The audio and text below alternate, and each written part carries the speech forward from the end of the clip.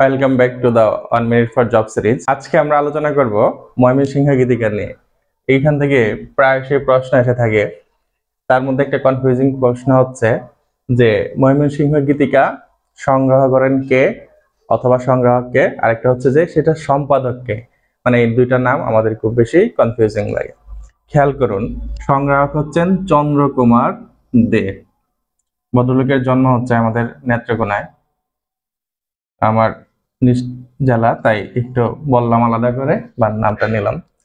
চন্দ্রকুমার দে। আর সম্পাদক হচ্ছে ডক্টর দীনেশ চন্দ্র সেন। এখন আমরা মনে রাখবো কিভাবে, খেয়াল করুন, চন্দ্রকুমার দে। এখন আমরা যদি আমাদের কোনো ফ্রেন্ড থেকে কোনো কিছু সংগ্রহ করি, যেমন হতে পারে নোট বা কোনো খাতা বা কলম, আমরা তখন কি বলি? এই বন্ধু, এটা আমাকে দে। মানে কোনো কিছু যখন আমরা সংগ্রহ করি তখন বলি যে দে। তাহলে এখান থেকে আমরা মনে রাখবো যে সংগ্রাহক ছিলেন চন্দ্রকুমার দে, আর তিনি যখন সংগ্রহ করতেন সবার কাছে বলতেন, এই তুমি এটা আমাকে দে বা দাও। তাহলে এখান থেকে মনে রাখবো যে সংগ্রাহক চন্দ্রকুমার দে। আর সম্পাদক ডক্টর দীনেশ চন্দ্র সেন।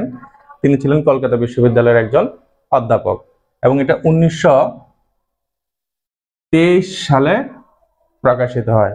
ময়মনসিংহ গীতিকা 1923 সালে প্রকাশিত হয়। আমাদের আরো একটা প্রাচীন গীতিকা আছে, সেটা হচ্ছে কি পূর্ববঙ্গ গীতিকা। সেটা 1926 সালে প্রকাশিত হয়। দুইটা আমরা একসাথে পড়বো, কারণ একটার সাথে একটা মিলিয়ে পড়া যায়। আর এই পূর্ববঙ্গ গীতিকাও সম্পাদনা করেন ডক্টর দীনেশ চন্দ্র সেন। তাহলে কি হলো, আমাদের ময়মনসিংহ গীতিকার সংগ্রাহক চন্দ্রকুমার দে এবং সম্পাদক ডক্টর দীনেশ চন্দ্র সেন। ময়মনসিংহ গীতিকা ময়মনসিংহ অঞ্চল, বিশেষ করে নেত্রকোনা, কিশোরগঞ্জ অঞ্চলের প্রাচীন পালা গানের সংকলন। এখানে বেশ কয়েকটি বিখ্যাত পালা গান আছে, যেগুলো আমরা সবাই জানি কম বেশি। চন্দ্রাবতী আছে, তারপর আছে মহুয়া, মলুয়া, তারপর কাজল রেখা, কমলা। মানে এই ধরনের পালা গানগুলো এখানে আছে।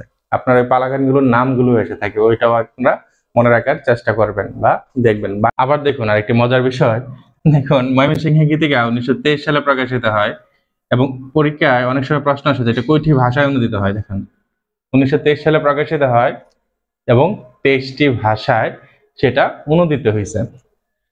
আবার ময়মনসিংহ গীতিকায় যে পালাগুলো আছে তার মধ্যে চন্দ্রাবতী নামে একটা পালা আছে। আবার আমাদের যে বলা যায় বাংলা সাহিত্যের প্রথম প্রতিষ্ঠিত মহিলা কবি, যেটা নিয়ে কোনো ডাউট নেই, সেটা হচ্ছে আমাদের চন্দ্রাবতী। চন্দ্রাবতী নামের যে কবি ছিলেন, সে নিজেও আলাদাভাবে ময়মনসিংহ গীতিকায় তার কাব্য বা পালা গান আছে, যেমন সেটার নাম হতে পারে হয়তো মলুয়া। তাহলে আজকে এ পর্যন্তই। সবাইকে অসংখ্য ধন্যবাদ।